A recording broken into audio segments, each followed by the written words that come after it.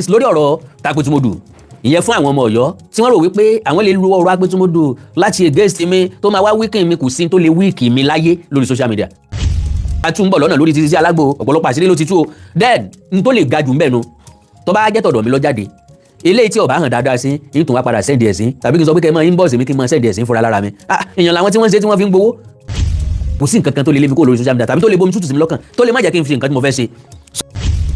ǹjẹ́ ẹ mọ iye kéèsì Aláàfin àná gbé lọ́rùn ẹ mọ iye kéèsì tán fà síta sípa Ọ̀yọ́ la fẹ́ sọ ni àbẹ̀wò àbí ọ̀pọ̀lọpọ̀ àbí ti Ládọjà àbẹ̀wò ọ̀pọ̀lọpọ̀ ilé ìtààmù lábẹ́lẹ̀ báwọn èèyàn bá dìde sí wọn Aláàfin ò ní jáde kó ń bẹ́ wọ́n charge sí kóòtù kábíyèsí ọ̀sẹ̀ wọn nísìnyí bóyá ọ̀tọ̀ ní sórí táàbà máa sọ nísìnyí eléyìí ni ó wà mú mi wọnú ìtàn dáadáa tí wọ́n pè mo bínú láti ẹjọ́ yìí mo ẹ̀sẹ̀ fẹ́ bínú tọ̀dọ̀ mi London ò ráyè gbajẹ sí kò sí nǹkan tó kàn wọ́n pẹ̀lú pé èèyàn kan jọba Nàìjíríà lè ti ń dádé adé ọkàn wọn London àtàláàfin àtìyàwó àtàwọn ọmọ wọn kó gbogbo wọn wọ̀ bá sì rí tọ̀dọ̀ wá bá tú tẹ́yìn bá rí tọwọ́ yín gbé lọ bá sì tọwọ́ yín bá tú kí wọ́n mẹ́lẹ̀ dá wa dúró.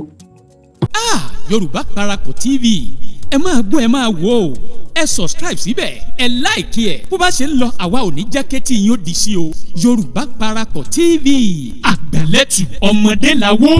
àwọn ọmọ Ọ̀yọ́ ti ti Awikoko nílùú níṣẹ́ ni wọ́n ń pè ní Aloba Lewon wọ́n ní ohun tó ń sọ̀rọ̀ sí Aláàfin wípé ọba tiẹ̀ ẹ̀wọ̀n ló wà lọ́wọ́lọ́wọ́ báyìí tó ti ń ṣẹ̀wọ̀n Awikoko ti wá jáde gbayagbaya wípé kò sírú ọ̀rọ̀ tí àwọn ọmọ Ọ̀yọ́ lè sọ sóhun tí wọ́n lè léwu kúrò lórí social media àbí tó lè dùn òun ó ní kéèyàn káwọn ọmọ bíi tóun ti ń ṣe tírísàn nínú èyí tí wọ́n ti ń sọ wípé ṣiṣẹ́ alágbòsè ó ní kò turun kan lára òun o wípé èyí ò sì sọ pé torí ẹ̀ kóun kúrò lórí social media ó wá ní àwọn tí wọ́n ń sọ̀rọ̀ nípa apẹ̀tù tìlú Òpẹ̀tùmọdù tí wọ́n sọ pé ó ń ṣẹ̀wọ̀n l'Amẹ́ríkà ó ní báyé ṣe rí ló fà ó ní àti pé àwọn ọmọ ìlú gangan àwọn tí wọ́n fẹ́ jọba náà ni wọ́n ń ṣèkà fún ẹni tó fẹ́ jọba ìyẹn ni pé àwọn tí wọ́n jẹ́ ọmọ apẹ̀tù òun náà ni wọ́n ṣe burúkú sí ọba pẹ̀lú nínú èyí tí Awikoko ti sọ wípé ìwà tí ọba Adéyẹmí wò kó tó di kó gbèsè ó ló burú ju eléyìí lọ níbi tó ti tú pẹ̀rẹ̀pẹ̀rẹ̀ ọ̀rọ̀ níbi tí ọba Adéyẹmí ti fẹ́ ṣẹ̀wọ̀n ìyẹn nílùú Èkó níjọ́ ọjọ́ wọn náà nígbà tá a gbọ́ wípé ọba Adéyẹmí ní ṣe ló ka igbó tó pọ̀ ìyẹn sínú báàgì rẹ̀ tó gbé fún àwọn tán jẹ́ ẹ̀ṣọ́ ẹ̀ láti rìnrìn àjò lọ sílùú Èkó ó ní nígbà náà ó ní wọn chẹ́ẹ̀kì ẹrù bàbá ìyẹn ní ẹ́mbàsì lórílẹ̀‐èdè Nàìjíríà ó ní gẹ́lẹ́ tí ọba Adéyẹmí yọ sílùú Èkó ó náà ni àwọn òyìnbó gbé bàbá mú o ti pé ọpẹ́lọpẹ́ ẹnu lókù àtọ̀rọ̀ lópọ̀ nígbà náà ti pé ọba Adéyẹmí ò bá ṣẹ̀wọ̀n ó lóun sọ pé òun ò ní jagun mọ́ ó ní ṣùgbọ́n ní báyìí ó lóògùn ti bẹ̀rẹ̀ ó ní gbogbo tóun fẹ́ tú nípa ọ̀rọ̀ Ọ̀yọ́ ló máa tú kìíní ọ̀hún gidi gan ni ó wá sọ̀rọ̀ nípa àwọn tí wọ́n sọ̀rọ̀ sí tí wọ́n sì sọ burúkú sí nípa ọba níyà apẹ̀tù tìlú Òpẹ̀tùmọdù èyí tó ń ṣẹ̀wọ̀n lọ́wọ́lọ́wọ́ l'Amẹ́ríkà ó ní orúkọ ọ̀tọ̀ ló ń jẹ́ orúkọ ọ̀tọ̀ lòun náà sì ń jẹ́ ó ní bọ́ba apẹ̀tù bá ń ṣẹ̀wọ̀n ìyẹn sọ pé òun Awikoko lòun ṣẹ̀wọ̀n Awikoko ti wá dúró pé gbogbo tó wù kó wẹ̀ ó ṣe ó ní kí wọ́n fò kán nìṣó pé òun ò ní dẹ̀yìn àfi tó bá jáwọ́ ó ní tí wọ́n wá fẹ́ kó ń jáwọ́ gbogbo àwọn pátápátá tí wọ́n jẹ́ ọmọ Ọ̀yọ́ tí wọ́n ń sọ̀rọ̀ fatafata lórí ayélujára wípé kí wọ́n dákẹ́ o wípé àfàìdákẹ́ wọn àfàìṣẹ́wọ́ ogun àfàìdákẹ́ ogun ó ní kò yín náà ò ní sinmi ogun ó lóun ò ní jáwọ́ o ẹ wo ọ̀rọ̀ pọ̀ tí Awikoko sọ mélòó lèmi ọ̀sán bẹ́ẹ̀ oníròyìn lèmi ni wọ́n á jẹ́ gbà àkọ́kọ́ lẹ́yìn gbọ́ wa tẹ́ ẹ sì ń wò wá túmọ̀ ẹ ò tí ì tẹ subscribe tì síbẹ̀ àwa ń bẹ̀ yín ni ẹ bá wa tẹ̀ ẹ́ sójú ẹ̀ ẹ bá wa dọ̀rẹ́ káwa náà ó sì bá yín dọ̀rẹ́ ẹ wá mọ́ gbàgbé o láti tàbí pélébé kan sí bẹ̀lẹ́bẹ̀ èyí tí ó máa rán yín létí nígbàkúgbà tá a bá ti wà lórí ètò bala ọ̀ọ́lù bẹ̀ gan ni kẹ́ẹ̀tẹ̀ ẹ wo Awikoko tú pẹ̀rẹ̀pẹ̀rẹ̀ ọ̀rọ̀ wọ́n máa sọ̀rọ̀ sí gan ni nípa ọba rẹ̀ ọba ìlú rẹ̀ èyí tó ń ṣẹ̀wọ̀n lọ́wọ́lọ́wọ́ l'Amẹ́ríkà ẹ jẹ́ agbọ́n tí Awikoko sọ kí ló fi dá padà ìyẹn fáwọn ọmọ Ọ̀yọ́ ẹ jẹ́ àṣìyà ẹ jẹ́ máa bí tù ń bọ̀. well ẹ má jẹ́ rìn jìnnà púpọ̀ kí n má bàa yà kúrò lórí tí mo bá wá gangan now tẹ́ bá wo title program mi mo wá ní ìkan second ẹni tí wọ́n mú fún jìbìtì COVID-19 wọn ò mú pé ó ń lu àwọn èèyàn jìbìtì káàkiri kì í ṣe pé ó ń disguise gẹ́gẹ́ bí obìnrin tó fi ń gbá àwọn èèyàn ṣùgbọ́n COVID-19 ọ̀n gbowó COVID-19 ká sọ pé àwọn gangan náà ti ẹ̀gbá lóòótọ́ nígbà tí mo wá ṣèwádìí owó COVID-19 yìí mo rí i pé almost throughout the European countries lọ́pọ̀ náà ti arrest àwọn èèyàn bẹ́ẹ̀ kì í ṣe ọmọ Nàìjíríà nìkan wọ́n arrest kì í ṣe ọba Apẹ̀tùmọdù àti pásítọ̀ yẹn nìkan ni wọ́n arrest ní Nàìjíríà wọ́n arrest ọ̀pọ̀lọpọ̀ èèyàn but torí pé àwọn ló jẹ́ public figure tàbí torí ọ̀tẹ̀ tá a fẹ́ ṣe and let me tell you this categorically problem tó wà nílẹ̀ yìí àwọn tí wọ́n pera wọn dìlé ọlọ́mọ ọba ní Apẹ̀tùmọdù àwọn gangan náà expose ara wọn because ọ̀rọ̀ yẹn ti ṣẹlẹ̀ láti April ọdún 2023 I was aware from that April láti ìgbà tó ti ṣẹlẹ̀ ni mo ti wà aware ṣùgbọ́n lórí burúkú ọmọ ìlú ni mo ń fẹ́ dí ìlú ẹ̀ síta I've said it times without number wọn ìjọba ń lé wa tábà sọ wípé mo ní interest ọba mi ìdẹ̀ ní candidate are you getting me now àwọn tí wọ́n ń polongo ara wọn síta aggressiveness wọn anxiety wọn ló jẹ́ kán sọ pé wọ́n ti declare stool open èmi dẹ̀ sọ kinní kan fún wọn wípé pẹ̀lú ìgbéraga àti ọ̀kánjúà olè ìwà ń wára wọn yóò fún wọn ní ó lè padà jẹ́ kí wọ́n jẹ̀bi bọ̀ so now lórí that is lórí ọ̀rọ̀ Apẹ̀tùmọdù ìyẹn fún àwọn ọmọ Ọ̀yọ́ tí wọ́n rò wípé àwọn lè lu ọ̀rọ̀ apẹtumọdù láti against mi tó máa wá wíkì mi. Kò sí tó lè wíkì mi láyé lórí social media, kò sí nǹkan náà tó lè wíkì mi pátápátá. Kí rí ibi tèmi náà ti ń ṣe tuntun mẹ́lẹ́tò, ibi ti Sisi Alágbo àtọkọ rẹ̀ tí wọ́n jọ gbé sórí ìtàkùn ayélujára ilé ìtànjẹ lọ́wọ́ ní ìsìn nù. Ọlọ́run lọ́mọ iye ìgbà tá a fi jẹ́ part 2 ń bọ̀ lọ́nà lórí ti Sisi Alágbo, ọ̀pọ̀lọpọ̀ àṣírí ló ti tú o. then n tó lè ga jù ń bẹ̀ nu tó bá jẹ́ tọ̀dọ̀ mi lọ jáde, eléyìí tí ó bá hàn dáadáa sí ń tún wá padà send ẹ̀ sí, tàbí kí n sọ pé kẹ́ ẹ máa inbox mi kí n máa send ẹ̀ sí fúnra lára mi. Èèyàn làwọn tí wọ́n ń ṣe tí wọ́n fi ń gbowó, àwọn tí ẹ̀ ń gbójú wọn ta gidi ni, wọ́n tún ń ṣe nu mọ́tò kò síbi tí wọ́n ò ti ṣe. So kò sí nǹkan kan tó lè lé mi kó lórí social media tàbí tó lè bomi tútù sí mi lọ́kàn tó lè má jẹ́ kí n fi nǹkan tí mo fẹ́ ṣe. Kí ni tí mo ń gbìyànjú àti sọ́ńbì yìí ń di pé káwọn àgbààgbà Ọ̀yọ́ kí wọ́n pe ọmọ kéékèèké tí ń bẹ lórí social media yìí, ọ̀ràn tí wọ́n dá sí lọ́rùn apá yín ò ní lè ka o. Nbi tí wọ́n fẹ̀dí yín síta dé ọdún 10 ò ní ẹ̀ ní lè recover padà. So the earlier the better you call them one after the other, pé kán yọ̀ǹda social media tàbí kán yọ̀ǹda ọ̀rọ̀ ní àti Ilé Ifẹ̀, kí wọ́n yọ̀ǹda láti máa bú ọba kankan, kí kálukú jókòó lè wà bẹ́ẹ̀. Ọ̀ní ò tí ì lanu búyàn kankan rí, jẹ́jẹ́ Ọ̀ní lọ ní lọ. Ìyẹn túmọ̀ sí wípé gbogbo àwọn ọmọ tán sọ̀rọ̀ àlùfànṣá látọ̀yọ́ yìí, inú ọba Ọ̀yọ́ ń dùn, inú àwọn àgbààgbà Ọ̀yọ́ ń dùn sí nǹkan tí wọ́n ṣe, wọ́n dẹ̀ ń gbóríyìn fún wọn lọ́jẹ́ kan continue. Àwa ti lò wọ ọmọlúàbí, a ti lò wẹ́ torí ẹ pé àtẹ́ntọ́ kàwé díẹ̀ bí ò ti ẹ̀ pọ̀. Bá àti ẹ̀ kàwé púpọ̀, àka ogun orí wa lọ́jà desist. Ọ̀rẹ́ mi gbìyànjú the effort, ó ti dọ̀bálẹ̀ pé kí wọ́n jẹ́ ká gbà láfíà láàyè. Mo ti gbàgbé máa play fídíò yẹn bí wọ́n ṣe bẹ̀rẹ̀ sí láálí wa, gbogbo ẹ̀ lẹ́ máa gbọ́ láìpẹ́ yìí. Ṣùgbọ́n ẹja abẹ́lé ìdílẹ̀ lẹ́ẹ̀kan wọ́n ṣàfọ́ kí wọ́n jogun omi, kí wọ́n jogun sinmi lórí ọ̀rọ̀ Ọ̀yọ́. àìsẹ̀ bẹ̀rẹ̀ ni o. Orí ibi tí mo dúró sí tẹ́lẹ̀tẹ́lẹ̀ pé tán bá kúrò lórí social media for good 3 months, oṣù kan mo pè tẹ́lẹ̀tẹ́lẹ̀ for good 3 months ni mo tó ní sọ̀rọ̀ nípa Ọ̀yọ́ mọ́. Mo ti bẹ̀rẹ̀ padà bẹ́yẹn o, mi ì rẹ́ anybody o. Ẹ ń bá pè mí láláṣejù déédéé, ẹ ń bá lọ́mọ burúkú ni mi déédéé, gbogbo tẹ́ bá fẹ́ sọ ń pa àpètù ẹ go ahead, gbogbo tẹ́ bá fẹ́ sọ ń pa àpètù Modù ẹ go ahead. Èmi ọmọ já ilé ìkànnì lábẹ́lẹ̀. Àpètù Modù is not my father. Mo dẹ̀ ti sọ fún yín, Àpètù Modù is a town. The stool of Àpètù Modù is an institution. Ọba Joseph Olóyèdé is an individual. Ó rí pé 3 things ni. Individual ò lágbára bí stool, kò lágbára bí àpèrè, àpèrè yẹn ò lágbára bí odidi ìlú. Torí bẹ́ẹ̀ yẹn bá gorí àpèrè bí ìlú ọba fẹ́ràn rẹ̀ onìkan ní ọmọ dáàfin rẹ̀ ṣe o, ẹnìkan kan kò dẹ̀ ní sọ pé kẹ́nìkan kọ́ mọ́ rin lù. So báwo nìyẹn ṣe wá kàn mí tẹ máa fi àrò pé ìyẹn lẹ́mọ̀ fi sọ̀rọ̀ mi ràn yín níṣẹ́ o. Ikú tí ó pa já ní fámú, ikú tí ó pa ń bẹ lọ́wọ́ wa, ìtàn ni. Àwọn oníbà ń jàjà wa no physical fight no, ìtàn ni. Ìtàn tí ó sọ tí ó ní jẹ́ kẹ́ jámọ̀ nǹkan kan mọ́ tá yóò fi parẹ́. Ó ń bẹ ọ̀gbọ́n Yorùbá ní kò bá kùn gbé ọ̀rọ̀ ń bẹ lọ́dọ̀ okùn kágbó ká tó ń bẹ lẹ́nu rú wa, ẹnu àgbà náà lọ́wọ́ o, ṣùgbọ́n kò bá kùn gbé ọ̀rọ̀ ń bẹ lọ́dọ̀ okùn wa kágbó ká tó sì ń bẹ lẹ́nu àgbà. Alright, ẹja gbọ́rọ̀ tí àwọn ọmọ karambà ní sọjà rẹ̀.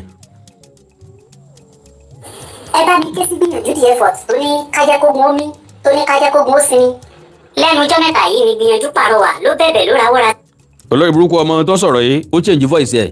Ìgbìyànjú ni mò ń wò lẹ́lẹ́ tó ń dọ̀bálẹ̀ yìí, ìgbìyànjú mọ̀ ráàyè wàhálà o, ọmọ ráàyè wa o, mọ̀ ráàyè gbádìí ẹ̀sìn o, ó ń bẹ̀ wọ́n ń rawọ́ ra sẹ̀. Ẹ jẹ́ ká stop, ẹ jẹ́ ká má ṣe wàhálà mọ́, ẹ má jẹ́ ká búra wa mọ́, ẹ má jẹ́ ká bú. Ọ̀dà pé ọmọ bọ̀ tí ni ìgbìyànjú tí mò ń wò yìí. Kì í sẹ́ńtọ́ ọ̀pẹ́ lóko bí tọ̀dọ̀ wa, àwa tá a ti rọ̀ yìí, àwa tá a rán èèyàn kankan, àwa tá a kọ̀ kí lè oṣù láìla ń pẹ́ kó sùn àbíkọ́ mọ́ sùn. Tá a ti mọ̀ pé jọ́kan lè dá òkú. Fún gbogbo ọmọ Ọ̀yọ́ tó ń bínú wípé kí gbogbo wa ká má ṣe bínú mọ́. Àbọ̀ Ọlọ́run fẹ́ kọ́ yín inú kílẹ̀ ń bí kíní ń bí nínú. Àbẹ́ ẹ̀ mọ̀ ń tẹ̀ ń ṣe torí ìpá ìkíní sórí jìnnà ọmọ Ọ̀yọ́ ìsojúlówó ọmọ Ọ̀yọ́ ibi tí ń ṣe inú. Ìbàrùbá nǹkan kan ní ọmọ kí lorúkọ ẹ̀ ọmọ bọ̀gú ní ọmọ Málì. Àti pé kí bàbá wa ikú bàbá yèyé kí wọ́n forí jòun òun ò tún dárú rẹ̀ lásàmọ́. Ìgbìyànjú lè sọ bẹ́ẹ̀ ní tiẹ̀ kó lè sọ pé kí ikú bàbá yèyé ó forí jòun ikú bàbá yẹ̀yẹ́. Ṣùgbọ́n ìgbìyànjú mo fẹ́ kó máa yé yín o, àwọn ọmọ ẹranko kan wọ́n tún ti bẹ̀rẹ̀ wàhálà, wọ́n ti bẹ̀rẹ̀ sí ní tún dáná wàhálà dáná ọ̀tẹ̀, bí wọ́n bá dẹ̀ bẹ̀rẹ̀ tán apá àwọn ò ní lè ka ẹ̀bọ bí kẹwàá gbọ́ kẹwàá wojú wọn. Lẹ́yìn tí ìgbìyànjú the effort tó jáde lẹ́nu ọjọ́ mẹ́ta yìí ni ìgbìyànjú. Mo fẹ́ kẹ àwọn píṣọ̀ tán kó sí ni o àtòkọ̀ tán fi táàgì wa. Gbogbo wa ká má ṣe bínú mọ́ àti pé kí bàbá wọn tún ti bẹ̀rẹ̀ wàhálà. Now bóyá Ajétúmọ̀bí lórúkọ ẹni yìí wọ́n ṣèǹjẹ̀ sí Ọ̀tẹ́túnmọ̀bí. Wọ́n ti bẹ̀rẹ̀ sí ní tún dáná.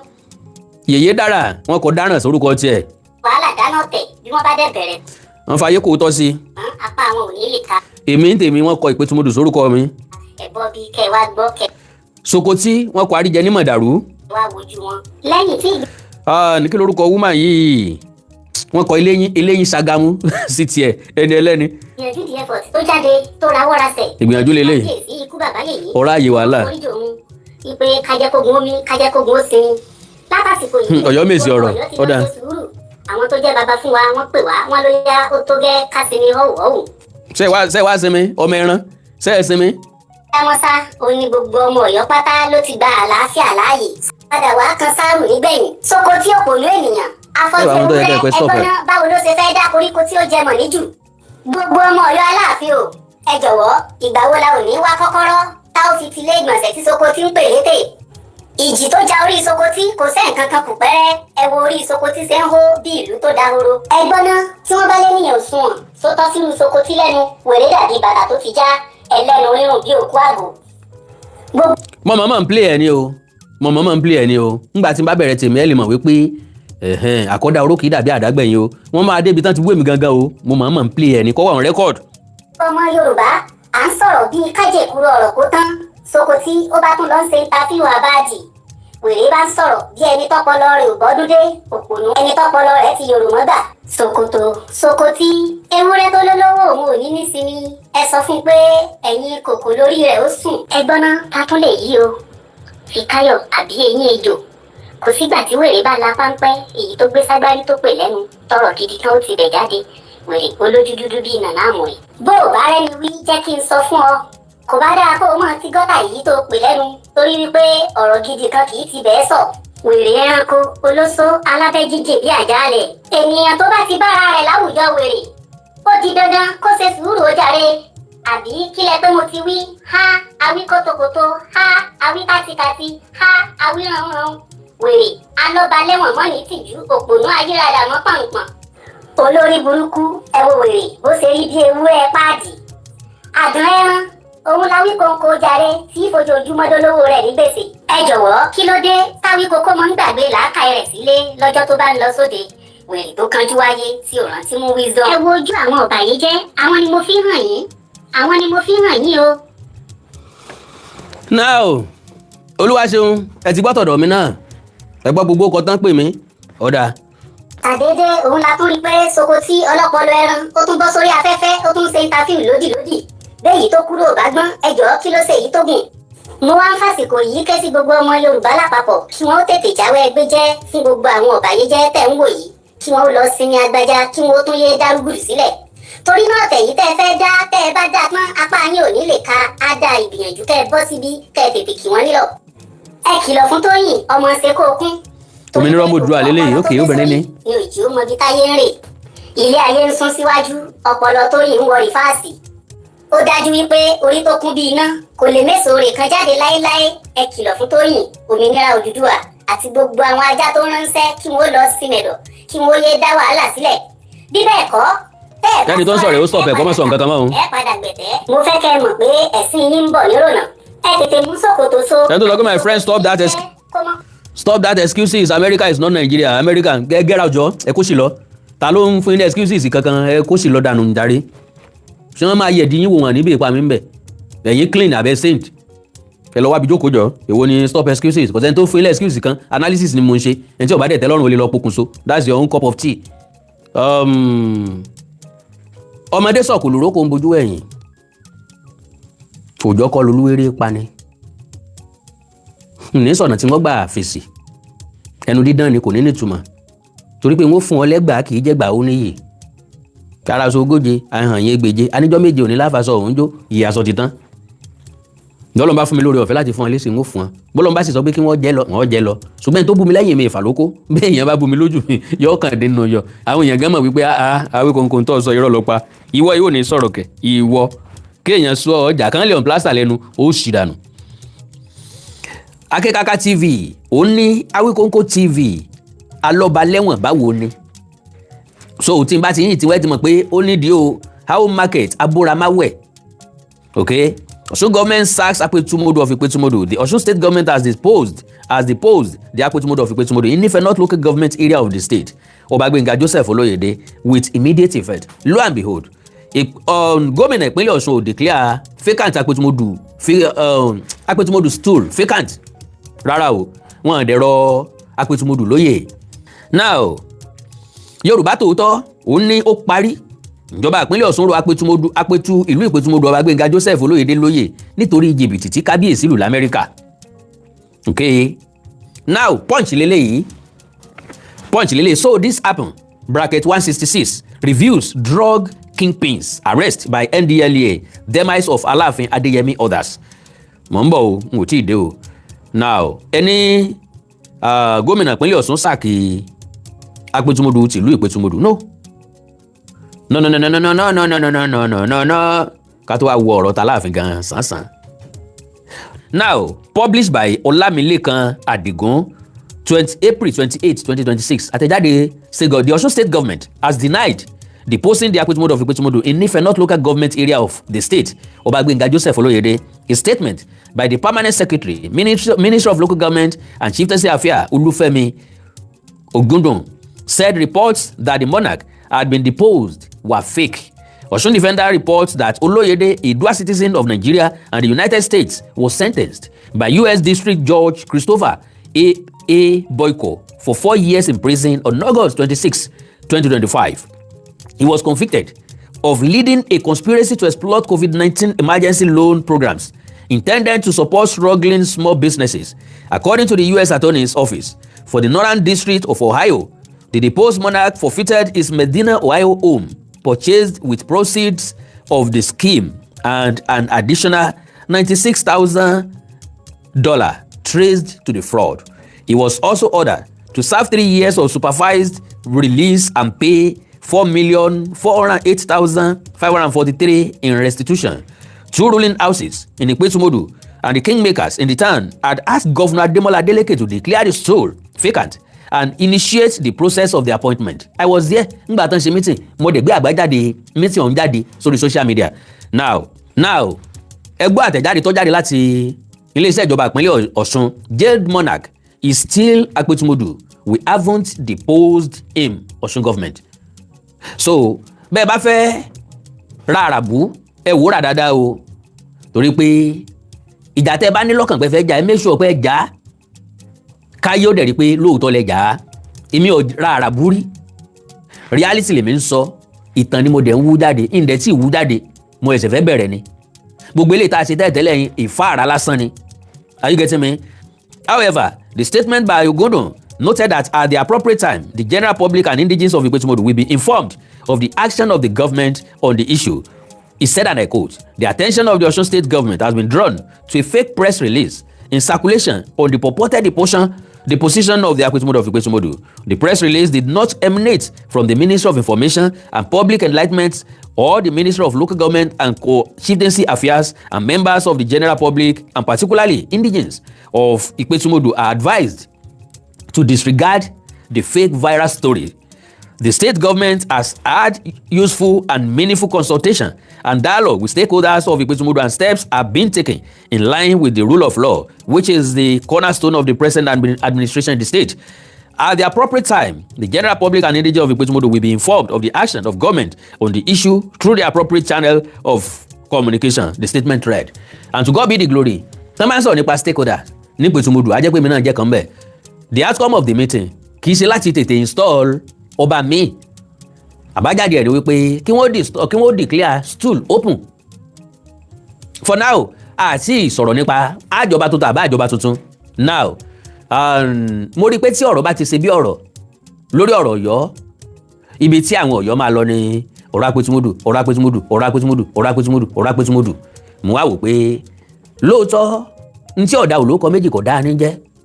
Ṣùgbọ́n tá a bá wò dáadáa, ọ̀pọ̀lọpọ̀ àwọn tí wọ́n jẹ́ ọba yìí ni wọ́n fẹ̀sùn kàn wípé ìwà ìlọ́nilọ́wọ́gbà ń bẹ lọ́wọ́ wọn. Àwa náà mọ̀ ọ̀pọ̀lọpọ̀ ara àwọn tó jẹ́ pé obìnrin ni wọ́n bèèsì lé lórí. Àwọn obìnrin wọ́n ń lu jìbìtì, àwọn ará Amẹ́ríkà tó fẹ́ fọ́ba, ará London tó fẹ́ fọ́ba, ará Canada tó fẹ́ fọ́ba, àwọn gbogbo wọn ni wọ́n ń kó sọ́wọ́.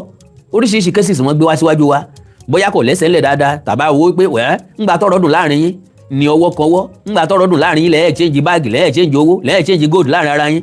ẹ lọ́ọ́ máa rán ọ̀pọ̀lọpọ̀.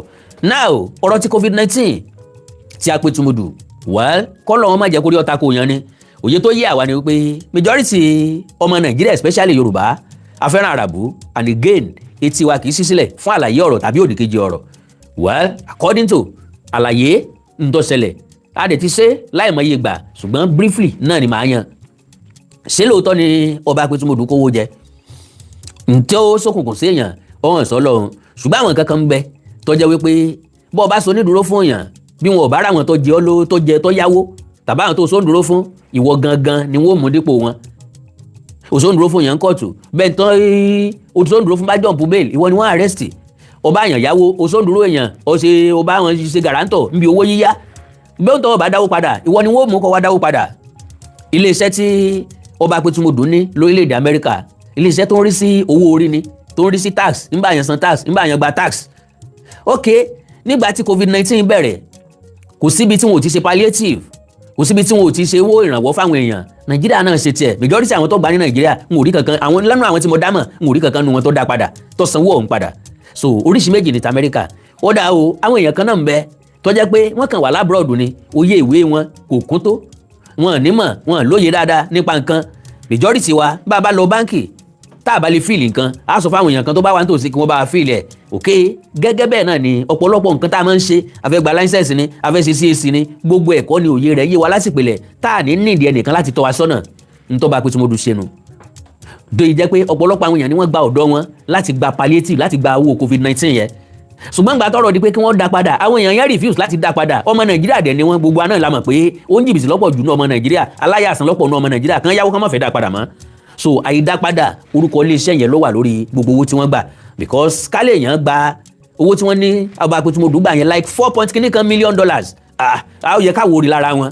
ìmírè kí Apẹtúnlé 10,000 naira ni wọ́n fún mi so ẹni tó bá nírú owó bẹ́ẹ̀ lọ́wọ́ tó wá fún mi 10,000 naira ọmọ tó bá jẹ́ mi náà ni n kọ́kọ́ sọ pé ẹni ìlànà o ìgbàdógójì èrò wájà mo mọ̀ pé everybody manage life ẹni Apẹtumudu òṣìṣẹ́ ilé ayé ẹ̀ torí tèmi ṣùgbọ́n kò sẹ́ni tó fẹ́ listen sí side of his own stories majority àwọn tó yáwó ní tí wọ́n ṣe ní kóòtù ni pé wọ́n dúró takò wọ́n kò dẹ̀ sí nǹkan tí ilé ẹjọ́ ṣe ni pé ilé ẹjọ́ dorí gbogbo ẹ̀ lé wọn lórí now ọ̀rọ̀ eléyìí ọ̀tọ̀ ọ̀rọ̀ àwọn àti pásítọ̀ tí wọ́n jọ arrest tí wọ́n jọ dájọ́ fún oríṣiríṣi nǹkan ló ṣẹlẹ̀ láàrin wọn.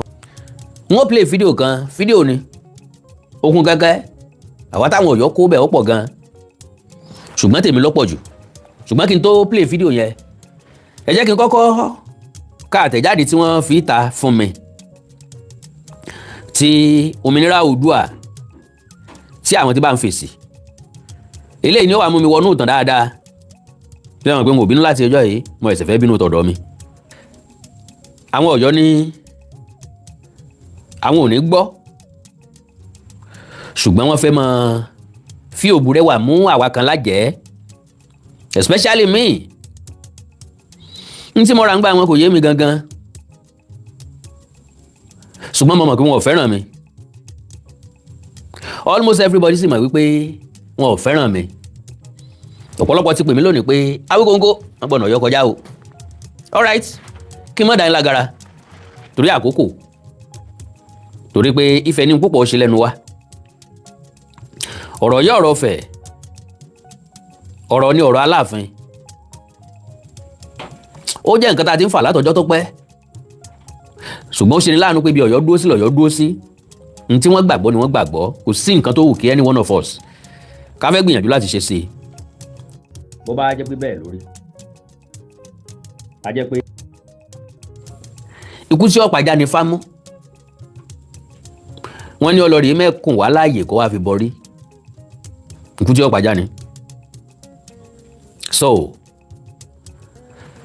mo ti gbìyànjú mo dánu dúró fún sáà kan ọ̀pọ̀lọpọ̀ àwọn èèyàn ní irọ́ làwọn èèyàn ń pa pé wọn ò tí ì ṣetán láti dánu dúró pé wọ́n kàn fẹ́ mú mi lọ́wọ́ dání ni mo wá ní ẹ ń bá mọ iyì wúrà látàá fún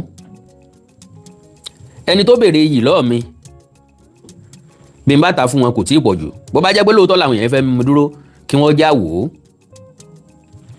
because èmi fọkàn sí pé ọ̀rọ̀ yìí ọ̀rọ̀ ọ̀fẹ́ nìkan nǹkan láàmú sọ fún lójoojúmọ́ ọ̀rọ̀ Aláàfin ọ̀rọ̀ ní nìkan kọ́ la máa sọ everyday ṣùgbọ́n nígbà tí mo rí àtẹ̀jáde ọ̀rẹ́ mi Ìbàdàn tó ní òun ṣe Ọ̀yọ́ Empire part 1 to 20 wà lóun fẹ́ ṣe part 21 to 35 mo wá ní ìtàn náà lógún tó báyìí ọ̀dà bó bá rí bẹ́ẹ̀ bọ́n ṣe gbọ́nlé ọkọ ni wọ́n gbọ́nlé alárinà bó bá jẹ́ pé bó ṣe gbanú ẹ̀já àjọ dára dé lóòótọ́ ní tó òmìnira ọmọ Oòduà ní tó fi síta nìyí kọ́lọ̀ nínú àánú ẹ̀ bá mi kẹ́ ẹni tí ń jẹ́ òmìnira ọmọ Oòduà ẹ dákun ẹ̀yin tẹ̀ ń wọlé bá mi share program yẹn mo gbọ́ ẹ̀yin tẹ̀ ń wọlé lórí YouTube díẹ̀díẹ̀ lẹ́mọ̀ wọlé torí time factor ẹ̀yin tẹ̀ wà lórí abọ́rẹ̀ ọba kò ní yẹ ọ́ kò ní yẹ̀ràn rẹ̀ ẹja lè kó ń bì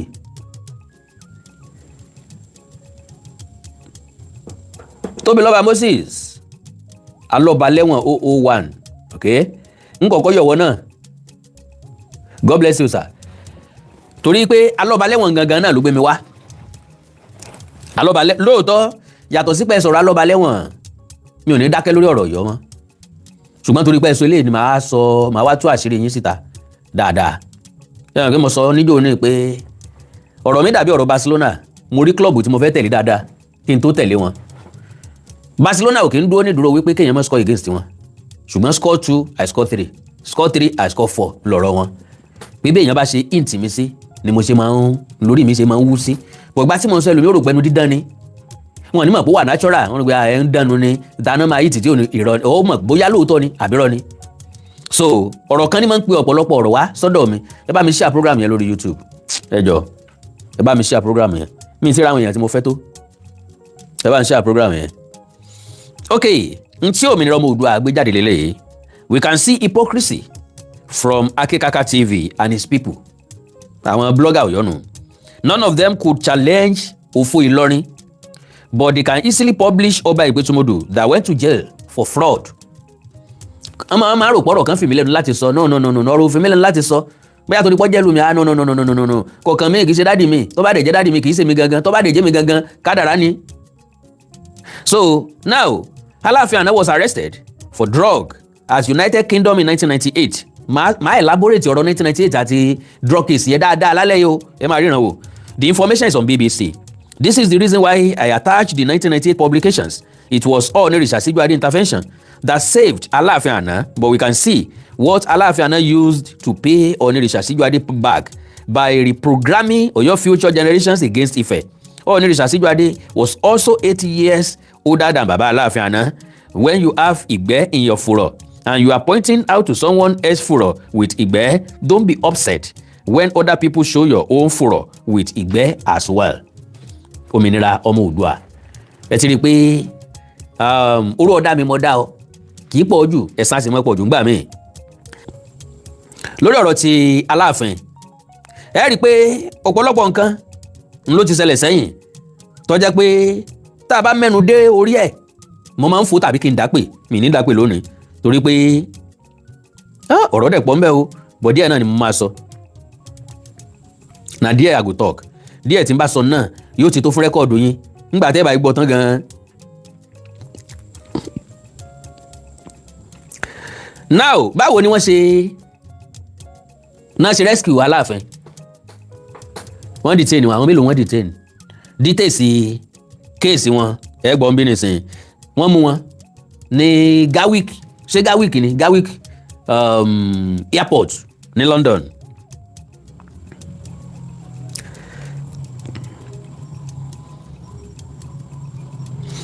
Now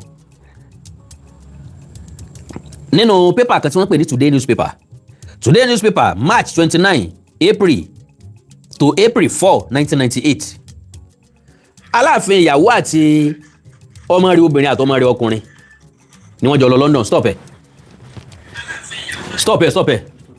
Okay, now Today newspaper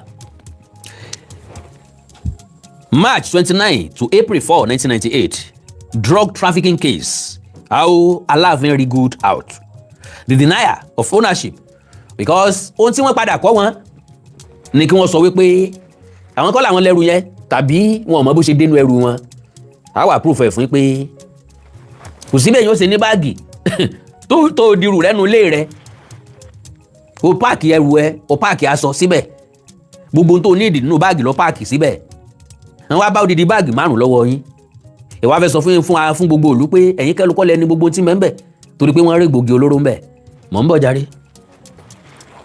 So the denial of ownership of the hand luggage in which hard drugs were discovered last Monday night by British narcotic agents saved the Alaafin of Oyo from the ongoing prosecution at a London court. British agents acting on a tip-off from Lagos last Monday evening discovered large quantities of cocaine and heroin in 4 pieces of hand luggage belonging to the travelling party of Oba Lamidi Adeyemi, the Alaafin of Oyo. Dependable sources told today that contrary to the widely held impression that the over 12 kilos of hard oògùn olóró were discovered in checked-in luggages, they were in fact discovered in hand luggages carried by people accompanying the respected monarch on his London trip. How do you now deny that? Bẹ́yìn kọ́ lẹni tí ń bẹnu ẹ̀ yóò bá lẹ́ni tá a bá pa lọ́wọ́ ẹ̀ ló fapájá ẹ̀ ń lẹ́rú lọ́lẹ́rù ẹ̀ ń lẹ́rù lọ́lẹ́rù. Mbó la ṣe wá débì kan tẹ́ ń lẹ́rù ó wà sọ pé nǹkan ló ń lẹ́rù mọ́ tẹ́ ń tọ́ lẹ́rù ó sọ pé ẹrú kì í ṣe tó mọ́ kò rí bẹ́ẹ̀ náà. Today investigations revealed that Oba Adeyemi, who was travelling with his wife, son and daughter, were also billed to have been accompanied on the trip by 2 aides who were to minister to the monarch's need in aircraft and while in London on the purported medical trip.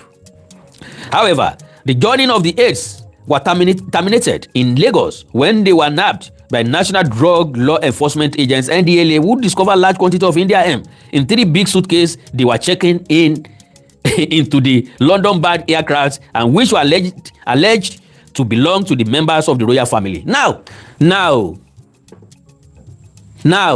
bó ni wọ́n ṣe máa deny ní tó bá wọn dé UK tí wọn ò lè deny tàwọn méjì tí wọ́n arrest ní Nàìjíríà. Ṣé wọn pé ká níbi tí ìlú ti dáa ni ńgbà wọn ti mú èèyàn méjì tó jẹ́ pé wọ́n tẹ̀lé kábíyèsí ni ó yẹ kán forfeit travelling ó yẹ kán forfeit travelling yẹn kò yẹ kán jẹ́ kán lọ mọ́ ó yẹ kán ṣàyẹ̀wò dáadáa pẹ̀lẹ́rù tó kù Nàìjíríà náà bá ti mú wọn Nàìjíríà lẹ̀sìn ìbá ti yọ. So wọ́n dé London kán tó arrest wọn wọ́n arrest àwọn méjì ní Nàìjíríà. Mo sáré pé ọ̀rọ̀ yẹn involve National NDLA National Drug Law Enforcement Agency. Mo rí pé ọ̀rọ̀ yẹn involve mo kọ́kọ́ wá wò pé sáwọn ti London ló transfer case wá Nàìjíríà ni mo wá bẹ̀rẹ̀ sí wádìí mi dáadáa because problem táwọn Ọ̀yọ́ ni pé wọ́n mọ̀ wípé táwọn bá ti tú ọ̀rọ̀ kan kékeré á wà lọ wádìí ẹ̀ dáadáa lẹ́kùnrẹ́rẹ́ dáadáa kó tó di pé wọ́n jáde bí mi ṣe máa ń ṣe nìyẹn tí máa ń kó bá wọn nìyẹn ọ̀rọ̀ mi ó wá bẹ̀rẹ̀ sí ní kan wọ́n lára ìpè lókù tí wọ́n mọ̀ ṣẹ́ tẹ́ bá lọ wo orí social media ní ìsìn bí mo ṣe ń ṣe program lọ́wọ́ ẹ̀ lọ wo kọ́mẹ́ǹtì tẹ́ bá ti ráwọn tí ń ṣépè ọmọ Ọ̀yọ́ ni ìpè lásán làwọn mọ̀ ṣẹ́ wọn mọ̀ bọ́n ṣe criticize positively bọ́n ṣe criticize pẹ̀lú ẹ̀rí tó dájú they always criticize baselessly. Kennedy torí pé wọn ò lọ́pọlọ Yorùbá wọn ò lẹ́jẹ̀ Yorùbá àdàmọ̀dì ni wọ́n ara nǹkan wọn ara ò tí ì kan ṣé ẹ ti bá láyé báyìí nìsín kábíyèsí ń lọ sí London pẹ̀lú ọmọ rẹ̀ obìnrin pẹ̀lú ìyàwó ẹ̀ ọmọ rẹ̀ obìnrin kan àti ọmọ rẹ̀ ọkùnrin kan meanwhile ìgbà tí wọ́n kúrò nílé àwọn 5 ni wọ́n ń lọ sí ní àjò àwọn ẹrú àbíránṣẹ́ tí wọ́n fẹ́ tẹ̀lé kábíyèsí àwọn méjì náà ti wò pé ọ̀dà òbí kábíyèsí bá ní ìdí nǹkan nu pléènì àwọn ní ọmọ bá kábíyèsí mú gbá àwọn ní ọmọ bá máa wo tàbí tó bá dé London tí ń lọ kábíyèsí ọ̀sán lè dá fọṣọ kò lè dá fọ bàtà kò lè dá nu bàtà àwọn tí ọmọ ran kábíyèsí lọ́wọ́ now àwọn drug law enforcement agents àwọn yẹn wá dá méjì yẹn padà wọ́n arrest méjì yẹn láti Lagos kí náà bá nu ẹrù wọn igbó ni wọ́n bá nu ẹrù àwọn méjèèjì nínú suitcase wọn meanwhile eléyìí tó kù ń bẹ́nu báàgì 5 tó kù tí wọ́n padà gbé dé London. Kennedy tí wọ́n fi check ẹrù bàbá ní Nàìjíríà because he was the one of most respected monarch in Nigeria. láìmọ̀ wípé bàbá ń dọ́gbọ́n wọn ò tú ẹrù wọn ní Nàìjíríà ń tó fà á nìyẹn tó fi jẹ́ pé UK làṣírí tọ̀dọ̀ tí wọ́n ti tú. Okay, at the time the aides were nabbed with their big luggages at the Murtala Mohammed Airport. The members of the royal family were relaxing at the VIP lounge upstairs awaiting embarkation on their Cameroon Air UY072 flight ọkọ̀ òfurufú tó gbìyànjọ́ náà nù ńgbà tí wọ́n ń chẹ́ẹ̀kì àwọn ẹrú wọn sàlẹ̀ tó gbé báàgì àwọn ọmọ ọlọ́mọ ọ̀rá fìdíyà bí oko olóko káwọn tí ń jọ́ra fìdíyà kan má bínú o ẹbí ọ̀rá fìdíyà má bínú o ó kàn lọ́bọ́ sí mi lẹ́nu ni o àbí ká pè wọ́n lẹ́rú fìdíyà ká má lóko olóko ká pè wọ́n lẹ́rú fìdíyà àwọn eléyìí wà ń sàlẹ̀ níbi tí wọ́n ti ń rojọ́ pẹ̀lú àwọn àjọ tó ń gbógun ti egbòogi olóró àwọn ọba àtàwọn ọmọ wọn àwọn eléyìí ń jayé lókè wọ́n mú fàájì tí mọ̀ nǹkan kan so ẹ gbọ́ lẹ́ẹ̀kan sí jàre. However, the journey of the aides were terminated in Lagos when they were nabbed by National Drug Law Enforcement Agents NDLEA who discovered large quantities ìyún ó túmọ̀ sí pé igbó tó pọ̀ gan-an large quantities of Indian hemp in 3 big suitcases they were checking into the London-bound aircraft. Meanwhile, àwọn olùrànlọ́wọ́ amúgbálẹ́gbẹ̀ẹ́ kábíyèsí àwọn ọmọ nǹkan kan tó wà nù báàgì wọn o wọn ò lè mọ tó wà nù báàgì wọn wọ́n kàn gbé lọ́wọ́ fún wọn ok ìwọ Tósìn ìwọ fa méjì yìí Ṣẹ́gun ìwọ gbé kan yìí bọ́n ṣe sọ fáwọn ẹni ẹlẹ́ni nìyẹn o tán dé airport tán dáràn bọ̀ wọ́n lọ́rùn. ká ló lórí gidi ni ká ní kábíyèsí àtàwọn tán jọ ń lọ ọmọ nǹkan kan pa ìsìn mọ́ sọ pé bó ló ṣe jẹ́ ajẹ́rìí ọmọ yìí ta ló gbé suitcase lé wọn lọ́wọ́ nbọ wọn ti ń bọ̀ bó wọn ti drop suitcase tẹ́lòmíì fi lè ráàyè kó nǹkan sínú ẹ̀ wọ́n ń bọ̀ látọ̀yọ́ mọ́tò yín ló gbé kì í sọ pé èrò lẹ́wọ̀ o tẹ́ẹ̀fì sọ pé wọ́n ṣe ẹrù gbé tẹ́ bá wá wọkọ̀ èrò kò sí alọ́kọ̀ èrò tí ó gbé irú suitcase yín gangan débi pé ẹ̀fì sọ pé ẹ sí suitcase gbé ni suitcase mélòó lẹ sì gbé àwọn báàgì tẹ́ kó dé London èwo lẹ sì gbé nù wọn. so a ti sọ fún yín pé ẹni tí bá ń tọpa ẹni tí ó jẹ̀yà rẹ̀ lówó káàkiri yóò pàdé ẹni bàbá ẹ̀ jẹ lówó fúnra lára yín lẹ máa ń tanná ràn dé ara yín fúnra lára yín lẹ máa ń tanná wọ́rọ̀ fúnra lára yín lẹ máa ń fẹ̀dẹ̀ ara yín ìta ẹ̀ ń gbìyànjú láti tọpa ẹni tó jẹ bàbá yín lówó àwa ń sọ ẹni tí bàbá yín jẹ lówó báyìí sí rẹ́kọ̀dù gidi ni ǹjẹ́ ẹ mọ iye kéèsì tálàfin àná gbé lọ́rùn ẹ mọ iye kéèsì tán fà síta sípa Ọ̀yọ́ la fẹ́ sọ ni àbẹ́wò àbẹ́ ọ̀pọ̀lọpọ̀ àbí ti Ládọjà àbẹ́wò ọ̀pọ̀lọpọ̀ ilé ìta àmọ̀ lábẹ́lẹ̀. So today learned newspaper yẹn ló ń jẹ́ today learned that the connection between the nabbed luggages and the Alaafin had not been established before the members of the royal family who had first-class tickets boarded the aircraft to Douala en route London. ẹgbọ́n tán lù bẹ́ẹ̀ yẹn wọn ò jọ ra ticket at the same time wọn ò jọ sẹ́ni ṣe pé wọ́n ó gbéra at the same time bá sì rí tọ̀dọ̀ wá bá tú tẹ́yìn bá rí tọwọ́ yín gbé lọ bá sì rí tọwọ́ yín bá tú kí wọ́n má lè dá wa dúró ẹ má jà kó gbogbo ẹ̀rìn lẹ́ẹ̀kan náà ọgbọ́n tán dànù ọwọ́ bá àwọn ọmọ ọlọ́mọ kọ́wọ́ tó lọ bá wọn ní. According to our source, NDLEA officials were said to have contacted Cameroonian and British authorities at the Douala and London Gatwick airports, respectively warning them of the possibility of illegal drugs being on that aircraft as their luggage had earlier been seized at the Muritala Mohammed Air International Airport, Lagos. Ngbà tí ọwọ́ ti bà méjì tọwọ́ ti bà báàgì suitcase mẹ́ta tó kún fún gbó àwọn lágbára o ìsàlẹ̀ ọ̀rọ̀ mọ̀ lẹ́gbẹ̀ẹ́ o tó kún fún gbó dẹnudẹnu àwọn eléyìí ló wá pé àwọn ti because ọ̀dà ní pé plane yẹn kọ́kọ́ máa dé Cameroon kó tó máa gbéra lọ sí London wọ́n pa àwọn ti Cameroon ẹ múra o plane yìí ti ń bọ̀ o ẹrù ti ń bẹ́ẹ̀ o ẹrù òfin lè wà ń bẹ́ẹ̀ o wọ́n pa àwọn ti London pé kí wọ́n múra lẹ̀ àwọn ti London yẹn ló act tí wọ́n arrest wọn mọ̀ ń bọ̀ o. However, Cameroonian authorities were unable to act as the information was said to have arrived late after the aircraft from Lagos had already left for London after a stopover in Douala, Cameroon's economic capital. Mo ti mọ̀ pé tí ó ṣẹlẹ̀ nu ó ti dé Cameroon wọ́n ti gbéra already kí information tó dọ́dọ̀ wọn. Sàgbàkáwò àbáṣì yẹ̀wò àṣemọ́wó ní ọba wọn àwọn alẹ́ máa tẹ́rù kábíyèsí wò ní tó ṣe wọ́n nìyẹn. Trust nobody. Èèyàn kan ní kinní kan ní ọ̀já ẹyẹ everybody wo. The other group was a battery of anti-narcotic British custom officials who had been alerted that the same VIPs whom their home office counterparts had been instructed to give a red carpet treatment might in fact be linked to the seized luggages containing illicit drugs in Lagos. Àwọn second team wọ́n ti instruct wọn lẹ̀ pé ní VIP plane tí ń bọ̀ yìí o èèyàn ńlá kan bẹ́ẹ̀ o sísọ̀kalẹ̀ tí bá ń sọ̀kalẹ̀ red carpet ni ẹ róòlù fún o red carpet ni ẹ róòlù fún o ẹni yẹ ni ẹ̀yẹ ni àpọ́nlé ni o. Ngbà tán ti wá gbá announcement náà wá wò pé kọ́mọ̀ jẹ́ pé àwọn tí wọ́n ní kátẹ́ carpet ńlẹ̀ fún láì mọ̀ pé ọmọ ilẹ̀ ni wọ́n bẹ gbé wọn sórí bẹ́ẹ̀dì wọn á jábọ́ lẹ́yìn àpọ́nlé àbùkù lọ́kàn láì mọ̀ pé ẹni ilẹ̀ ni wọ́n pé wọn ò yẹ carpet wọn ò padà tẹ́ red carpet fún wọn o. Ṣé ìṣe pé àwọn náà wà connected to ẹrù òfin tí wọ́n ní wọ́n gbà lọ́wọ́ àwọn kan lẹ́kọ̀ọ́. Ọ̀dà o.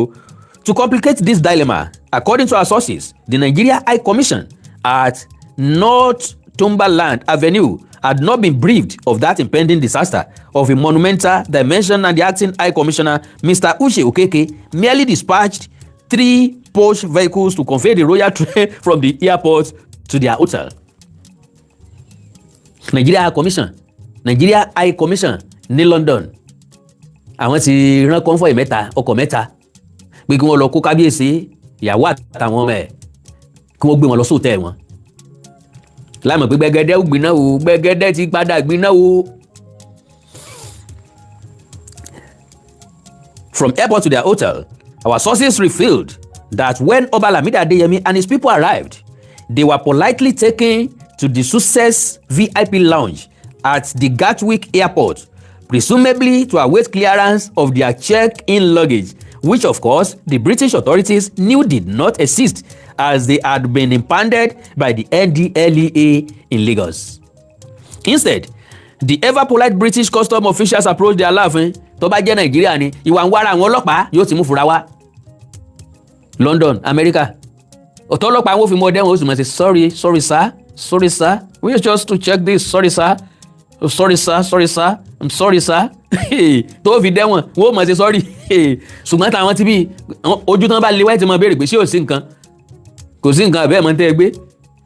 Our sources further revealed that when flight UY072 touched down at London Gatwick Airport at 19:15 hour, that is 7:15 nírọ̀lẹ́ nu, 2 sets of British authorities were already awaiting the arrival of the members of the royal family. One of the group was protocol officials from the British Home Office who had been informed of the arrival of the VIP carrying Nigeria diplomatic passport and accompanied by member of his family. Ẹ̀wọ̀n pé tí wọ́n ti ọ̀jẹ̀ kan tẹ́rù wọn ni pé diplomatic passport ni wọ́n ń lò. Nǹkan pè ní diplomatic passport ò ní pé ààrẹ orílẹ̀-èdè ni máa ń fún èèyàn. Àwọn ọlọ́lá sì wọ́n máa ń fún àwọn èèyàn kan rìn láàrin ìlú wọn máa ń fún wọn ètò ẹrù wọn o. Wọ́n sì sábà dúró de físà.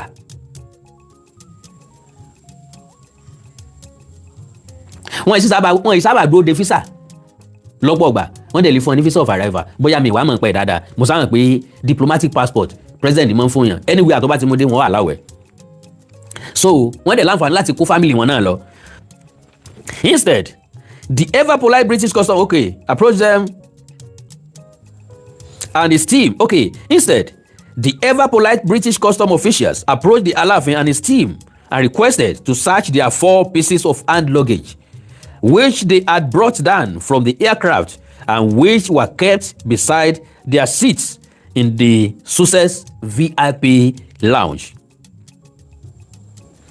Báàgì tán ṣàgbé wọlé lọ́wọ́ ni. Ọ̀dà kábíyèsí ẹ̀wọ̀n bínú afẹ́yẹ báàgì yín wò. Ó sì ń bẹ́lẹ́gbẹ̀ẹ́ wọn. Kò sí ibi tí èèyàn ó gbé pamọ́ sí. Kò sẹ́yìn ọmọ tẹ́ sàrígbè rán ní gbogbo airport lọ́mọ lólóyè. Kò sí ibi tí èèyàn ti lè sá pamọ́ ń bẹ̀. Today learned that the Alaafin of Oyo Oba Lamidi Adeyemi, who is also the chairman of Oyo Council of Traditional Rulers, instantly denied the ownership of any of the 4 pieces of hand luggage. Ọba rí kú ọba họ. Àwọn báàgì òkèlè. Ṣé mi mo ní o? Èmi kọ́ mo nìkan kan bẹ̀ o. Mi tọ̀dọ̀ mi kọ́. Ṣé wọ́n wá lọ sí London lọ́wọ́ òfo ni? Wọn ò gbé nǹkan kan dání.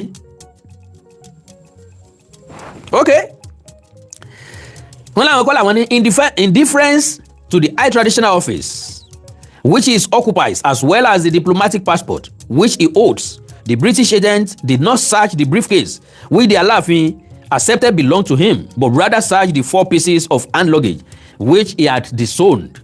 It was in the first bottoms carefully sewed into this hand luggage that the agent allegedly found well-packed quantities of heroin and cocaine, leading to the immediate arrest of the Alaafin's wife, his son and daughter, as well as the monarch, who was the leader of the team. Lo and behold, London ò ráyè gbadì ẹ̀sìn o, kò sí nǹkan tó kàn wọ́n pẹ̀lú pé èèyàn kan jọba o. Nàìjíríà lè ti ń dádé adé ọkàn wọn London. Àtàláàfin àtìyàwó àtàwọn ọmọ wọn kó gbogbo wọn wọ̀. The members of the royal family who were detained overnight at the airport were later interrogated and asked to make statements after a prominent London-based Nigeria lawyer, Mr. Chinedu Ned Nwoko, had been contacted by the Nigeria High Commission on behalf of the detained persons had arrived. Àwọn tó wà Nàìjíríà ni wọ́n forí gbárí. Ó ní àná ń bẹ lára wọn. Àwọn ni wọ́n pe ààrẹ tí ń bẹ lórí àlééfà. Ojú tí ọ̀rá lé mi, ojú òtì mi, olúwa rẹ̀ gangan lólórí aláìní tìjú. Àwọn wọ́n sì pé àwọn ni wọ́n sáré pé United Kingdom. Ẹ pa wálé ẹ mọ́ pa wá tẹ ẹ bá wa sí lóko òru. Ta ni jẹ́ ń tájá ń jùrù lélẹ̀? Orí ní dúró fágbọ̀n mú mi. Èèyàn igi ní ń bẹ lẹ́yìn ọgbà. Èèyàn ní ń bẹ lẹ́yìn orò tí fi ń dún. Ẹ wà very very careful. His wife and daughter, while his son, Prince Lukman Adeyemi, was charged to a London court. The judge ordered that he be remanded in prison custody. Wọ́n remand ọmọ Aláàfin. So, okay, ẹ jẹ́ sáré mú kékeré wá kí n tó lọ play video tí mo fẹ́ play. Based on historical accounts, the lawyer who represented Prince Lukman Oladejo Adeyemi, son of the late Alaafin Adeyemi Obalamide Adeyemi, during 1998 drug trafficking scandal in London was Ned Nwoko. Here are the key details of that incident. The incident in March 1998, the Alaafin of Oyo, his wife and daughter were detained at London's Gatwick Airport after drugs were allegedly found in their luggage. The outcome, the Alaafin were released after questioning, but his son, Prince Lukman, was charged and imprisoned. Legal defense, Ned Nwoko, a Nigerian lawyer, was engaged to represent the prince, with reports alleging the drugs were planted in the luggage background. The incident was widely discussed as a political setup, sometimes referred to with the headlines, "No be Alaafin matter." Kẹ́lẹ́lẹ́yìn ó túmọ̀ sí pé kì í máa sọ̀rọ̀ Aláàfin, ọ̀rọ̀ òṣèlú ni gbogbo nǹkan yẹn kónú báàgì wọn ni. Bó bá jẹ́ láyé ìgbà náà kò jẹ́ nísìnyí o, àwọn olè gbà pọ́n kónú báàgì ẹnìkankan ni o. Bó tiẹ̀ jẹ́ pé allegedly wọ́n ní wọ́n kónú báàgì wọn ni, ṣùgbọ́n àwọn olè gbà pé wọ́n kónú báàgì ẹnìkankan ni, kálukú ló páàkì báàgì ẹ̀. Báàgì irú Aláàfin ti kọjá nǹkan tí wọ́n ó dè tẹ́nìkan tutù padà. Táìmù wo ló ń tọ̀ ní láti tú? Irú báàgì bẹ́ẹ̀ wọn ò kí ń kó ránṣẹ́ síwájú. Irú ẹrù bẹ́ẹ̀ wọn yìí jẹ́ kó yà wọ́n. Ṣùgbọ́n lọ́ọ̀yà rí di. Why? Àwọn náà gbọ́n wọn ò gbé báàgì lẹ́sẹ̀. Ẹgbẹ́ wọn kó sí. Ńlọ́jà ń rí. Ẹ mọ̀ àwọn lọ́ọ̀yà wọn máa and again àwọn àgbààgbà àwọn ọ̀jọ̀gbọ́n àwọn èèyàn ńláńlá ni wọ́n dìde sí wọn. So ọmọ Ọ̀yọ́ tí ó bá mọ̀ tẹ́lẹ̀tẹ́lẹ̀ ńlẹ̀ ti mọ̀ ọ́n. Ilé yìí yẹ kó jẹ́ kẹ́ mẹ̀ṣọ́nu sí ọ̀rọ̀ ọlọ́rọ̀. Òrò akutumudu tẹ́sí ránmọ́nu wàhálà ilé ayé ìtinú wàhálà àgùnì ọ̀pá láìsí wọ́tà. Mo sá mọ̀ wípé jìbìtì COVID-19 ó ń dájú gbòógì olóró lọ. Ìkíni Yorùbá máa ń sọ wípé agbé sàn jolè. Agbé ó sàn jolè. Ẹ ń gba lóònù agbé ni. Ẹ ń gbé gbòógì olóró olè ìgárò ọlọ́sà ni. Ìgárò ọlọ́sà so agbé sàn jolè lọ. Lóònù ni ok wọ́n san padà ilé ẹjọ́ dẹ̀ sọ pé wọ́n padà san padà so ó sàn ju olè lọ. Àwọn tí ń gbé gbòógì olóró láyé ìgbà náà máa ń yẹgi fún wọn ni o. So ok wọ́n pe lọ́ọ̀yà ṣá Ned Nwoko kan náà ni o, òun lọ rescue wọn o, òun náà wọ́n sáré sọ pé kọ́ yọjú síbẹ̀ náà. Dependable sources informed today that high-wire diplomatic overtones were contributory to the eventual release of the Alaafin. So ọgbọ́tùmọ̀ yẹn ọgbọ́tùmọ̀ nǹkan tán sọ yẹn. Dependable sources informed today that high-wire diplomatic high-wired àwọn èèyàn tó tóbi àwọn èèyàn ńláńlá nìyẹn. Diplomatic overtures were contributory wọ́n ní kópa wọ́n nípa tí wọ́n kó ń bẹ̀ to the eventual release of the Alaafin. Báwọn èèyàn bá dìde sí wọn Alaafin ò ní jáde kó ń bẹ̀. Wọ́n charge sí kóòtù kábíyèsí ọ̀sẹ̀ wọn nísìnyí bóyá ọ̀tọ̀ ní sórí tá a bá máa sọ nísìnyí. Lórí ọ̀rọ̀ Yorùbá coaching wa fẹ́yìn tí ẹ wà ní òkè òkun ni mo gbé kalẹ̀ fún o ẹ̀yin tẹ́ wà lókè òkun pẹ́ látọdún 2021 lẹ ti ń pè mí pé ìgbìyànjú orí ibi tó pèsè nǹkan ni mo ti lè píìkì ẹ̀ mò ń ṣètò lọ́wọ́ lórí ibẹ̀ ń pè sórí nọ́mbà mi ìgbìyànjú mélòó píìkì ẹ̀ so call me on another number ìgbìyànjú mo fẹ́ receive call ẹ o alright. Hello. Brother mi. Ẹ kú àsìkò yìí o. Ẹjọ́ èmi náà fast mo ń drive lọ́wọ́ ní ẹnìkan reach out sí mi. Ok. Ẹ ṣe gan bàbá mi ṣe ń gbọ́ mi. Yà mo wà ń bí. Mo ń drive lọ́wọ́ ẹnìkan send nǹkan tẹ́ ẹ̀ ń ṣe sí mi. Àwọn kan náà mo ti rí kinní yẹn láti bí ìjẹta. Ẹ kọ́kọ́ kì í náà pé ẹ kú iṣẹ́ mo dẹ̀ ní ọ̀rọ̀ láti bá àwọn ọmọ òtún àjíire sọ. God bless you. Torí pé lóòótọ́ àwọn ọ̀rọ̀ mi wà tó yẹ pé ìyàn kan ní sọ ni. Mo lè má sọ̀rọ̀ tí mo lè fẹ́ kẹ́ gbà mí láyè fúngbà díẹ̀ mo fọlọ́dúnmarè bẹ̀yìn láti lè sọ̀rọ̀ láti káwọn ọmọ òtún àjíire gbọ́ mi. Mo rí ní tí wọ́n kọ mo rí fídíò náà tí wọ́n ṣe in fact mo ti lọ́wọ́ láti bí 3 days ago ni mo ti rí tí bọ́ọ̀ tó ń pè ní ó já sọpẹ́ tó ṣí. Ó tún ṣe kan náà tó tiẹ̀ fi orúkọ mi ó ní mo bẹ̀bẹ̀ ó ní mo bẹ̀ gbogbo àwọn pọ̀pọ̀ forúkọ fi fídíò yẹn sí kọ́kọ́ ní tí mo kúnlẹ̀ ní. Sọ wá bá sọ fáwọn ọmọ òtún àjíire lélẹ̀ tí máa wá parọ́ kí ẹlẹ́dàá òtún àjíire ẹlẹ́dàá ọ̀ọ́nì ìrìṣà kó dáa fún mi. Bẹ́ẹ̀ ni ọ̀rọ̀ tí mo fẹ́ sọ yìí. Ẹ̀bẹ̀ tí bẹ́ẹ̀ láti orí ẹ̀bẹ̀ kí ló sì tọ̀rọ̀ yẹn ni o. Tí mo sọ pé tí mo apology tí mo ṣe mo fi ọba adániwáyé tó ní mi tó lẹ̀mí mi tó níjọ́ tí máa wọ̀ ṣubúra mi ò ṣe nítorí pé mo ṣe àbí mo bẹ̀rù àbí pé kàkúrú ṣe mí. No torí pé bàtò gbógun ti ẹ̀ lé gan tó tẹ̀ ń ságùn gan náà àwọn fún àwọn náà padà sákò lórí péjì mi fún ara wọn ọmọ tí mo sọ. Torí pọ̀rọ̀ tara fàáyẹ kó ṣe wọ́n kiri wọ́n gbé lórí nǹkan lábẹ́lẹ̀ wọ́n kàgbá kò tí wọ́n ní sọ́mọ́ gbé fún ọmọ tí mò ń sọ. Ṣùgbọ́n nítorí pé máa ń sọ gbogbo ògbà before now pé Ọọ̀ni ò fẹ́ wàhálà wọ́n dẹ̀ jẹ́dá tí mo nífẹ̀ẹ́ sí ṣé mi ò wá kí n ṣe bàbá yìí tí mo dẹ̀ ní mo nífẹ̀ẹ́ sí ìyẹn àti pé ká gbà láfíà láàyè kò wá kí n ṣe nítorí pé Mr. Akínwálé ò ṣe pè yín lẹ́yìn ìgbà tó kọ́ pé lálá ọkọ kò pé èmi náà so mi ò ṣe nítorí Mr. Akínwálé tó bá kọ́ pè mí lẹ́yìn ìgbà tó pè yín tó kọ́ kó bá tó dá mi wá ní wáyé mo kàn ṣe pé òkè bóyá lẹ́ka wò bóyá àwọn ará bíi tiẹ̀ máa àti pé láti tún lè kọ́ máa gbọ́ mi o kọ́ fi lè expose ti wọn torí pé àwọn bàbá wọn wọ́n máa pariwo wọ́n máa sọ ní péjì wa wọ́n máa bú àwa wọ́n máa sọ pé àwa là ń dá wà lálẹ́ àdèmẹ́ni tó bẹ̀rẹ̀ nǹkan tí ó bẹ̀rẹ̀ yìí ok káwá fi ojú ayé hàn bóyá o ẹni báyìí ló bẹ àti pàápàá gan náà tí n bá ní kí n gbé gbogbo kí ni wọ́n yìí dání give me a few seconds tí n bá ní kí n gbé gbogbo kí ni tí wọ́n ń ṣe yìí dání báwo la ṣe máa rí nǹkan míì ṣe Olódùmarè ti dá olórí aládé bàbá mi Ọ̀rìṣà ládé gbogbo ọmọ òòtú àjíire mi léyìí kàmá tí ó sì ṣe bàbá mi Ọ̀rìṣà máa wà lórí program tí mo ti sọ pé fapá òun gbọ́n ni mo kọ́kọ́ bẹ̀ torí pé mo burúkú wọn jẹ́ ṣé màá ṣe bí mọ̀rúfù lórí program mi nílò bàbá mi Ọ̀rìṣà ni ṣé màá lè ṣe bẹ́ẹ̀ mi gbọ́dọ̀ ṣe bẹ́ẹ̀ gbọ́dọ̀ yàtọ̀ ọmọlúàbí ó gbọ́dọ̀ sọ ọmọ ẹni tó wá láti Málì àti pé Aláàfin náà ò kéré mo dẹ̀ sọ́nà ọ̀rọ̀ mi pé tí bàbá bá ṣe ọmọ bàbá ló máa bẹ̀ ọmọ ló máa bẹ̀ bàbá tó bá lè ṣe bàbá ohun tí mo sọ pé mo jẹ̀bi ṣọwádìí nǹkan máa kọjá di tí wọ́n kọ yẹn gbogbo tó ṣẹlẹ̀ ni mò ń rí o mò ń máa gbọ́ mi tí máa ń gbọ́dọ̀ tí mo sọ o kọ́ máa gbọ́ mi gbogbo tó ṣẹlẹ̀ ni mò ń rí o kò sí kankan tí mi ò rí bí mo ṣe ń post Aláàfin gbà mí náà mò ń ṣe mo agenda wọn ṣùgbọ́n mo fẹ́ expose wọn ni nígbà torí mi bá wá gbóná títí mo ṣe bá jẹun sí mi lórí padà aya wa rí àwọn ayé tó wọ́n ń blame pé ìgbìyànjú ló dá wà lálẹ́ kan wọ́n á rí pé no ìgbìyànjú ceasefire àwọn ará bí ló continue. gbìyànjú láti stop àwọn ni ò dúró.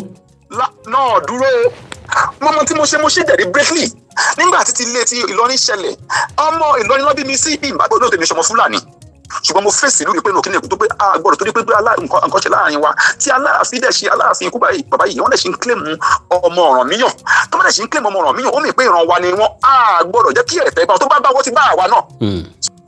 lóòótọ́ nígbà tí mo fẹ́ sọ apology mo láwọn tó pè mí pé gbẹ̀gbẹ̀ má ṣe é ọmọ agbésí bí ẹ bọ́ ta ọmọ àlọ́ bẹ̀bẹ̀ ẹ máa gbẹ̀rẹ̀ mọ́ òtún àjíire ohun tó mú mi dọ̀bálẹ̀ nínú fídíò tí mo ṣe lélẹ̀ èmi ò ní dàbí mọ̀rúfù bí ọmọ tí wọn kọ tó jẹ́ pé wá láti Málì mo ṣe nǹkan náà mo ṣe deliberately ni gbogbo ọmọlúàbí là wa yàtọ̀ sí pé à ń bínú à ń sọ̀rọ̀ à ń ṣe gbà à ń ṣàwò ọmọ òòtú àjíire ẹni tán bí tó gbẹ̀kọ́ ọlá apá ń dìfẹ́ǹdì orí ìrùn wa ló mú wa máa ṣe ń tà à ń ṣe mo dẹ̀ mọ́ pátí mo kọ́ tí mo lè ṣe ní lájí ẹ̀ náà dọ̀la tó mọ tí mò ń ṣe wọn ní wákàtí gbogbo ayé ló wá ń rí wọn àti ọmọ ilé ìfẹ́ tó máa blame mi pé owó ni Ìgbẹ́jú fi ń wá o tó wọ́n máa ń sọ ọmọ ilé ìfẹ́ náà máa ń sọ dáadáa tó máa ní Ìgbẹ́jú àwọn fẹ́ wà láwùjọ kìnìkan kìnìkan kó ló fi ń wá ayá wa àdìtọ́ pé nígbà tó rí mi bá gbóná délẹ̀ tí n bá wá bẹ̀rẹ̀ kọ́mà ní bọ̀bọ́ yìí wà lẹ̀ pọ̀ ó wà lamẹ́ríkà ó mẹ́kì ó fẹ́ dá lú ẹ̀ láàmú ó fẹ́ dá wàhálà sílẹ̀ lórí gbogbo tó ṣẹlẹ̀ ni mò ń rí ohun tí mo ṣe fún mi ò ṣe nítorí ẹ̀rù mi ò ṣe nítorí àṣàṣì ìgbà tó ń tiẹ̀ múrúkọ mọ́ láwọn fídíò yẹn lọ́wọ́ tó ń lọ sí ilé babaláwo tó ń ṣépè nípa nídìí kígbà kan kọ́kọ́ ò ṣe mí bí wọ́n ṣe ń ṣe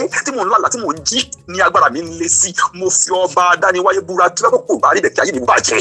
Ọlọ́run ní jáyé ọba jẹ́. tí mi ò bá rí Aláàfin lójú oorun kọ́ máa gbọ́ mi tí mo lálàá rí wọn lójú oorun kí gbogbo ọkùnrin fìdí dìde padà mo sì jáde mo tún fẹ́ sọ̀rọ̀ padà ó kù mí ó kó padà níwájú ó kù mí ó kù igba arúgbó lẹ́nu ayé ó kù mí ó pẹ́lẹ́ da ọ̀rìn ìṣàtí mo nífẹ̀ẹ́ sí.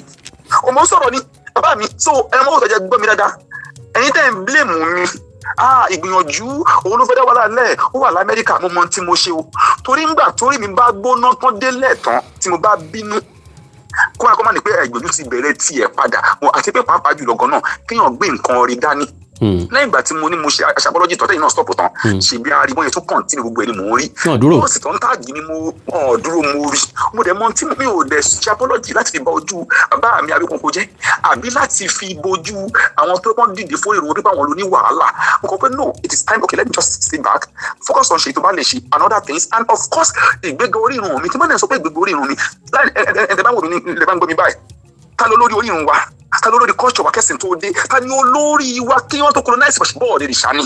bẹ́ẹ̀ni. so kò sí bí ọ̀ọ́ lè rìṣà ìgbéga ọ̀ọ́ lè rìṣà òṣè ní máa wà lórí program mi nítorí pé kí ni kò ṣe nítorí owó fact ni èmi dẹ̀ máa ń dó sọ̀rọ̀ òtítọ́ kọ́ kí n má mi ti bàbá mi òrìṣà rí kí n má rí wọn rí bó ṣe rí nìyẹn Aláàfin lolórí wa kí nǹkan colonize wa ni káláwọn olórí wa kí bí ọ̀n tó dé ni kọ́ má ní $1 àwọn ni máa support pé màá dó sọ̀rọ̀ ìsítọ́ tó máa ṣe torí owó kọ́ ṣùgbọ́n bàbá mi gbogbo tó ṣe ni mo rí o in fact fídíò náà wà lọ́wọ́ mi ẹni tó ṣẹlẹ̀ mo ṣẹlẹ̀ ẹ̀sìn ó wà lọ́wọ́ mi bó tó ṣe ṣùgbọ́n wọn lè kí ohun tí mo lè ṣe ní fídíò yẹn mo mọ̀ ṣe ó dẹ̀ wà lọ́wọ́ mi pé tó máa gbé jáde màá ní kọ́ báyìí ni mo sọ mi ò dẹ̀ jọ sọ Aláàfin náà ò kéré ṣùgbọ́n kálàáfíà lè bá wa ni mo ṣe fún ṣùgbọ́n kò kì í ṣe ẹrù kò ṣe mọ́ sàṣẹ́bí pé nǹkan kan ṣe mí àbọ́lá mi wà nǹkan kò ṣe mí ṣùgbọ́n òkè ìlú tí mo ní mo nífẹ̀ẹ́ sí bàbá mi òrìṣà tí mo ní mo nífẹ̀ẹ́ sí ó ká mo máa ń ṣe mo máa ń sọ gbogbo àwọn ṣe kínní bàbá yóò fẹ́ wàhálà ṣé mi wá máa tún wá bojú ẹni tí mo ní mo nífẹ̀ẹ́ sí tí mo máa bojú ẹ̀ jẹ́ ipe ṣé olúwẹ̀ tẹ máa lè mítì bàbá yẹn lọ́jọ́ iwájú pé bàbá mi òrìṣà ṣé èmi kúrò tí máa kọ́ntínú wàhálà èmi kò ní lè mítì wọn pé akọ́nà máa ní pé àwọn ọ̀rọ̀ mi iṣẹ́ wọn tí ì rí mi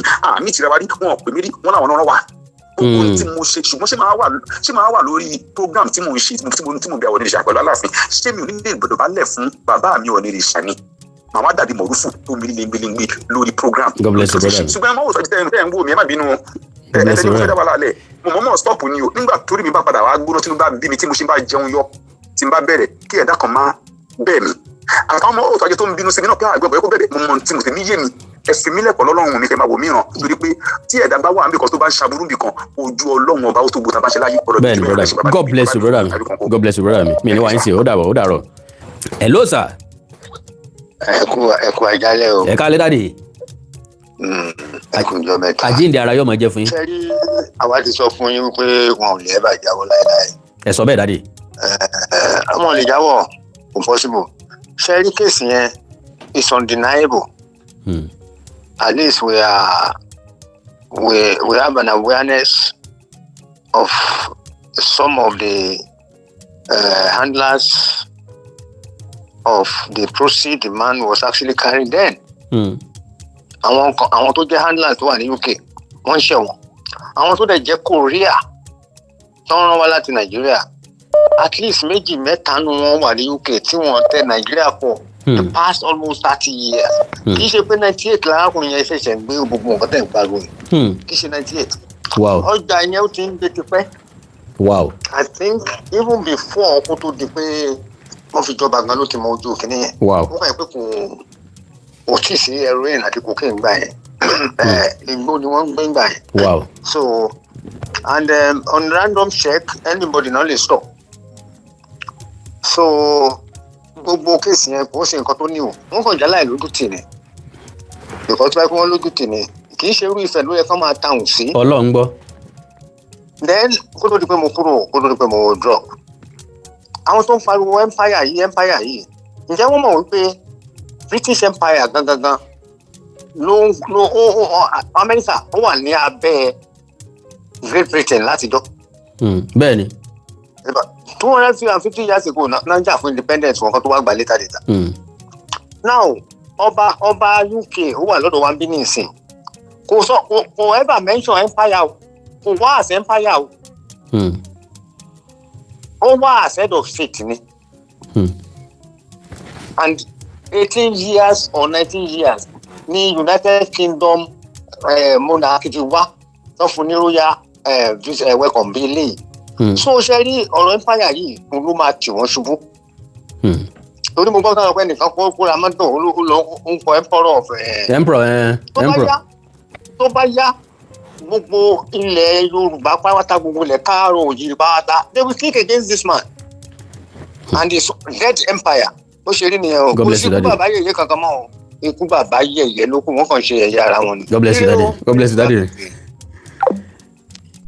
Yorùbá Parakọ̀ TV ẹ máa gbọ́ ẹ máa wò ó ẹ subscribe síbẹ̀ ẹ like ẹ bó bá ṣe ń lọ àwa ò ní jẹ́ kétí yín ó di sí o.